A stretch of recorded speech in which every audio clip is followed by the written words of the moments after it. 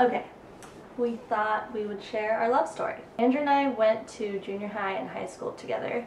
We've been together since we were 15 and 16 years old. We've been together for 16 years. And we went to junior high and high school. The first time we met was when we were 13 years old. At 7th grade, I vividly remember first day of school seeing Andrew because he was about a foot taller than pretty much everybody in our grade. He just stuck out like a sore thumb. But we never really talked. He was in like a much cooler group. He had like really cool friends. We went to a really small school though. Fast forward to when we were 15 years old. My friend told me that Andrew had said something to her about something that he liked that I was wearing. So that kind of gave me some inclination that he was interested in me, and I took the initiative that night when I got home and I instant messaged him on AOL. I don't know if you remember that. That was a long time ago. Surfman 504. I don't want to give away that private information.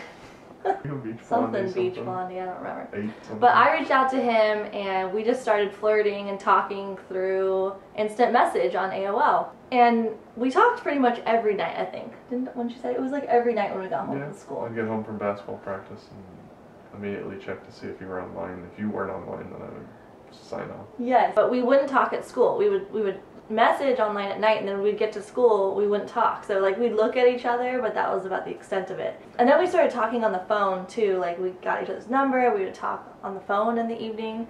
And our first date was going shopping for jeans for myself. I asked him if he wanted to come with me. So Andrew was like a little bit more shy, and I would have a much more extroverted, outgoing personality, so I had no problem asking if he wanted to come with me to go shopping. I needed some new jeans. Just remember going to the football games at our high school and sitting next to you in the bleachers and not even watching the game and just talking, and then going out for pizza afterwards. And I don't even think I ever ordered pizza, but we went out to pizza with the rest of the people from the football game, and I would go every Friday to the game even though I didn't play football anymore, just so to hang out with you. Yeah. Yeah, that was the only reason I went too. I was like hoping Andrew would be there. Thanksgiving 2003, we had our first kiss after our family's Thanksgivings. I came over to her house and we kissed. That was the first night we kissed. And then fast forward New Year's Eve, I officially asked her to be my girlfriend at the stroke of midnight. So romantic. I remember your sister Hannah kept asking me, when are you going to ask Ellen out? I was like, I'll do it eventually. And I waited like 6 weeks after we kissed. It felt forever though. Like I'm like, why is he taking forever to ask me to be his girlfriend? So yeah, I asked her to be my girlfriend. We were at a New Year's Eve party at your friend's house. Stroke of midnight, we were with all our friends.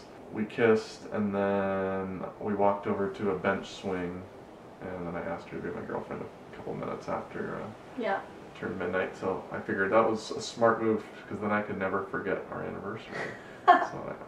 It's true, you've never forgotten. Our wedding anniversary. I have a hard time remembering. Well, that's because the anniversary of him asking me to be his girlfriend matters so much more to me, because we've been together for so much longer than we've been married.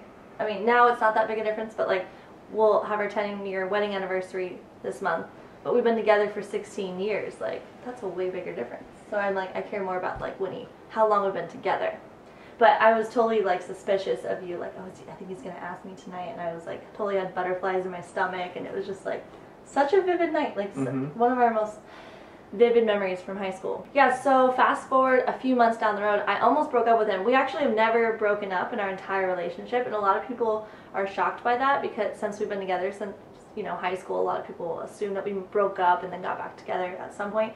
But we never broke up. There was just one time a few months after we started dating, and that was mainly because I was embarrassed because he was like, they drank and they would go to parties, and I was much more of like a person that didn't drink or go to parties. I was just embarrassed, like if he was drunk at a party and that type of thing, and he asked me to go to one of his friends' houses for like a party when their parents were out of town, and that was like something I totally didn't normally do. I was very like conservative and wanted to do the right thing, and you know, I listened to my parents. Yeah, I listened to my parents and didn't want to drink or, you know, be in places I wasn't supposed to be in that I could get in trouble. So, but I went with him and I asked him, like, will you please promise me that you're not going to get drunk? He's like, yeah, I won't get drunk. And this is actually my most vivid memory of us in high school, for sure. But you don't remember it though. Anyway, so yeah, he promised me, he's like, I promise I'm not gonna get drunk. And then we went to the party and I was sitting outside talking to somebody. Sure enough, just like 15 minutes, it felt like 15 minutes after we got there, I'm like looking through the window and he's like taking shots with his friend, like laughing. And I'm like, what the heck? Like, why is he doing that? And not that much later, like he's totally drunk, like so drunk. And I was just really embarrassed. I locked myself in the bathroom and I cried.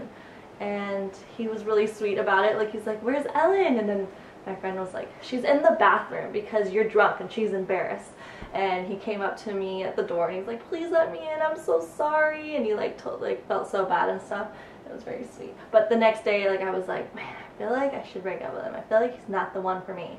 You know, like, he's just too much of a partier. I'm just not. It's like pretty much how I felt. We talked. Something held me back from wanting to break up with him. Like, I just liked him so much and I wanted to still be with him. I just wanted him to understand my feelings and stuff. And he seemed really like understanding and apologetic. And so we didn't end up breaking up. And we were great after that. And we passed notes all the time in class and we kept those notes and wrote love letters to each other. And I just loved that. You would put letters in my locker and everything. Yeah, high school was fun. The thing I really remember is you coming to my my basketball games and sporting event and volleyball and stuff. And I remember always looking for you in the crowd. I remember going to the movies with you all the time and come to your house and sit in the car after. And he was definitely the jock in high school. He was the only one that got his jersey retired at our school. I mean, it was a small school, but he was like really good at basketball. So I was really proud to like be his girlfriend sitting in the stadium. He was like this basketball star. And you were pretty good at volleyball. You had a good serve.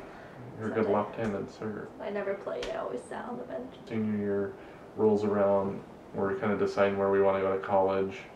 I kind of felt like it was better if we went to separate colleges. I don't remember exactly why I was feeling that way. I don't remember specific feelings that drove me to that, but I thought it would be a good idea if we went to different colleges, but I didn't really want to go far away. Yeah. I decided to go to a college that was about an hour away. So we got to see each other on the weekends and stuff. How did you feel about that, going to separate colleges? I don't remember. Well, like at first I wanted us to go to the same college, and I didn't understand why he wanted us to go to separate colleges, but in hindsight it was really smart because then we got to experience like our own college for a little bit, and it really tested our love to see if we really loved each other. You know, I think one of the reasons you probably thought that was because you knew that like a lot of people break up when they go to college, and you didn't want to just follow each other to the same college and then break up. You're just more realistic. He's always been the more of the realistic type of person than I am. But it was good for us because then we got to experience college separately, and then our love grew fonder as a result, actually. Our love just grew stronger, and we just wanted to be together, and having to drive an hour to see each other every weekend was just annoying. Yeah, but I remember looking forward to the weekends and positioning my class schedule to where I was done on Friday at like 9 in the morning so that I could make it 3-day weekends back where you went to school.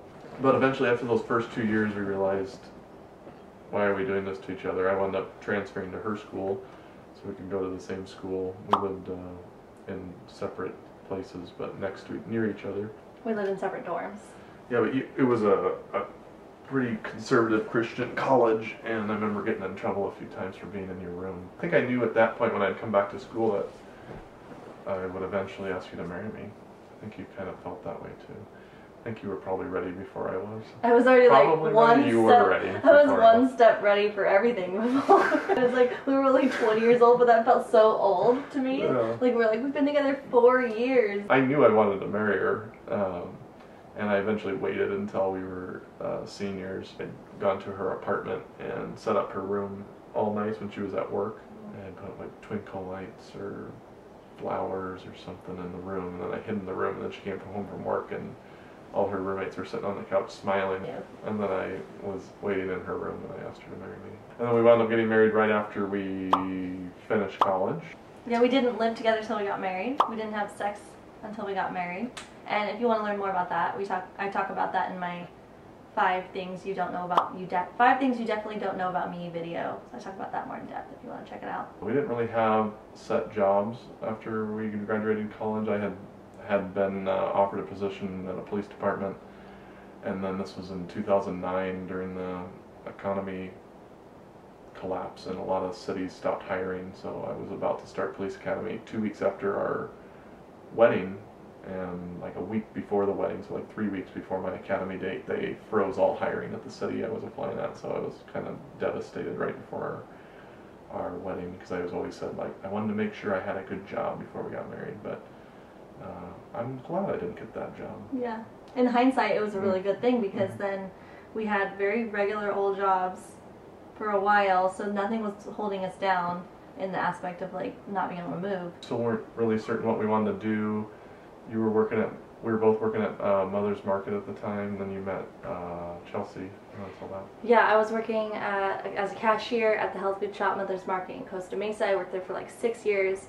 I also was a waitress that I did, so we did part-time both ways. But then I met a friend who got a job there, who had just moved back from Hawaii and regretted it and wanted to go right back to Hawaii. And I asked her, like, what's in Hawaii? Like, what's so great about Hawaii? And she's like, what's not in Hawaii? There's clear water, you know, warm weather year-round, fruit, wonderful tropical fruit, aloha, lifestyle. People are so friendly here. And I'm like, yeah, that sounds amazing. So I came home and immediately was like, Andrew, we should go to Hawaii. That sounds so in line with like what we want for our future, because we wanted to raise our children closer to nature and live a healthy lifestyle. We were already vegan at that point. And then we visited our friend when they had moved back here when we were pregnant with our first child, Elvis, and we just fell completely in love. So as soon as we got back to California, and so we just stuck to our guns and we did that and worked really hard and saved our money, and we even moved out of our apartment and moved into my parents' house for 6 months to save extra money. We just knew for sure we were going to do that. So then we moved here when Elvis was about 1 year old and had 2 more healthy children, and now we have 3 children together living in Hawaii and working towards sustainability, which has been our goal for over 6 years, to try to grow as much food as we can. And now we're in that place where we're actually like reaping the rewards of that and seeing the fruits of his labor from growing so much healthy food and living closer to nature. Yeah, this year we've been together longer than we've not been together. Yeah. We've been married 10 years this month. We still have so much life ahead of us with our children and growing food and living off the land and stuff. But that being said, like, life is not always like roses and rainbows, you know. Like we shared like most of our highlights and a couple lows, but marriage is hard work and there's a lot of ups and downs, and we definitely have had our fair share of like being in a funk and, you know, arguing, especially like when we first moved here. It was a really big life decision that shifted us, and it was hard because we didn't really know that many people here, and, you know, he's working a ton to make ends meet because it's really expensive to live in Hawaii.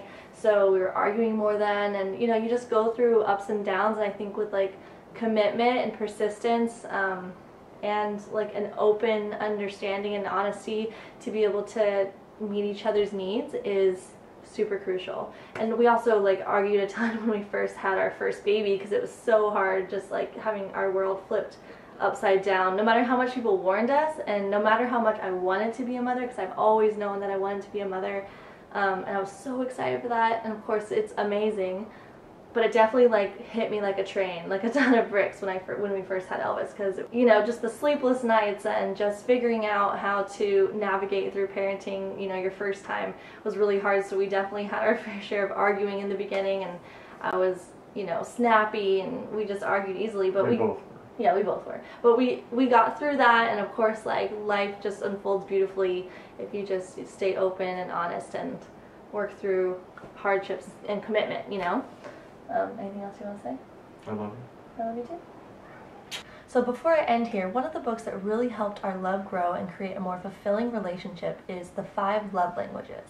And if you're busy like us, always on the go and raising kids, you might not always make the time to sit down and read. We've been using Audible for years. This makes it so easy because you can listen to a book no matter where you are or what you're doing. So The 5 Love Languages is by Gary Chapman, and if you aren't familiar with what love language means, it's basically a concept that we each receive love best in different ways. And if you're showing your partner love in ways which don't mean as much to them, your love won't be as well received, which creates strife in the relationship by feeling unloved and unsatisfied by your partner. So I could tell Andrew how much I love him and affirm him with positive words all day long, which is how I like to receive love.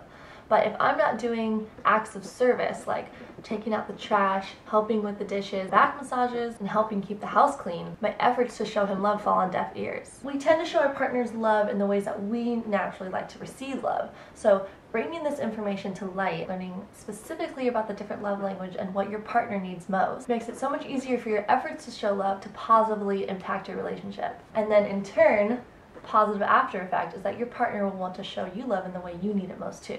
Now, I want to thank the awesome team at Audible for partnering up with us in this video, our love story. And if you're interested in learning all about the 5 love languages and how it can enhance your relationship, you can get it or any other book you'd like, plus 2 Audible originals for free, plus a 30-day free trial membership. If you visit audible.com/Ellen Fisher or text Ellen Fisher to 500-500 to get started. And Audible originals are exclusive audio titles created by celebrated storytellers from worlds as diverse as theater, literature, journalism, and more. So as a reminder, to get this deal, just go to audible.com/Ellen Fisher or text Ellen Fisher to 500-500. Thanks for watching, and we'll see you next video.